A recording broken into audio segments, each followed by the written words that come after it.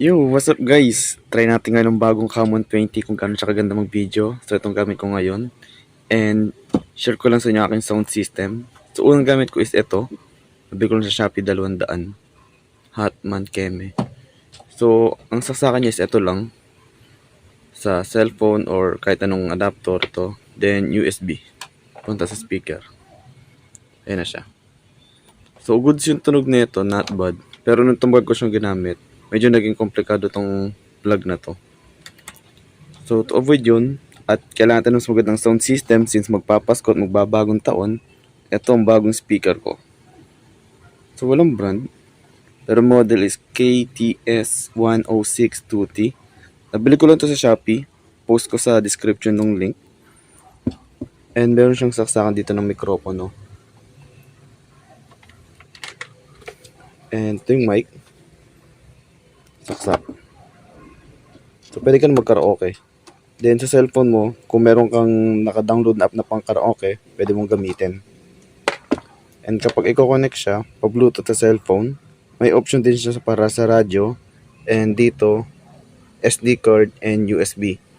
So kung meron kang USB gaya nito, na may mga sounds may sounds na naka-download, pwede mo isaksak. At mape-play na siya. Ito lang yung pang radyo, pause, play, forward, backward, and minus, tsaka plus ng volume. 4 na button. Switch, and ito yung pang charge niya. So, since portable to, charge lang siya pa USB rin. So, saksak. Then, USB. May katulad may ilaw na pula, nag-charge na.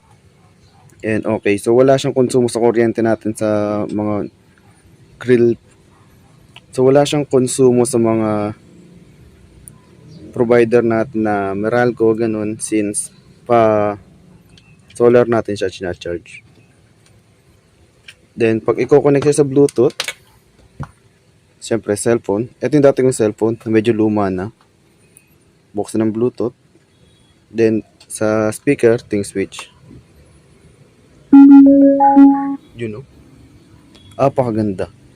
Then hanapin nyo lang dito yung speaker. Bluetooth speaker. Select pairing. Antay nyo lang. Then pair. Yun. Pag tumunog, paired na siya. So kung ano may piplay mo sa cellphone na to, tutunog na siya. At magpe-play na sa speaker. So pwede mo siya sa YouTube, laro, or ano.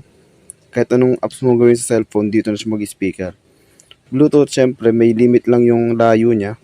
Pinaka-safe, mas malapit, mas okay. Pero kaya hanggang 5 meters. Then, testing natin yung tunog. Play tayo ng mga YouTube videos o kung ano mang tunog.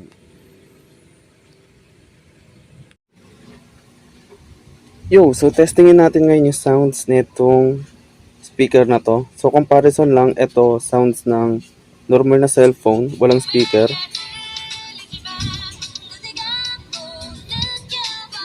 And ito yung sounds kapag kinonect mo siya sa speaker ko na ginagamit ko dati.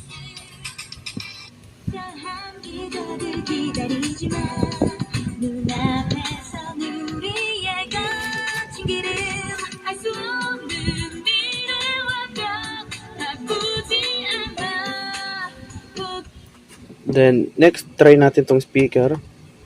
Buksan natin. Then, sa cellphone, connect sa Bluetooth.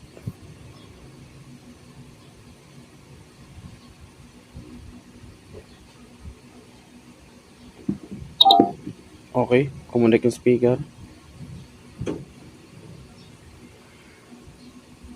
Play natin.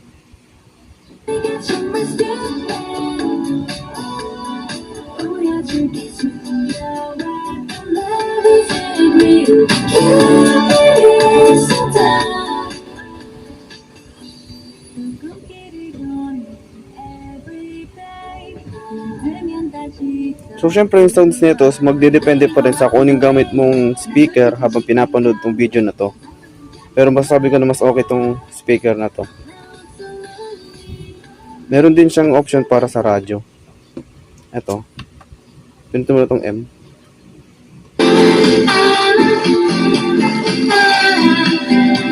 Yung sounds. And portable lang siya. Magaan na magaan.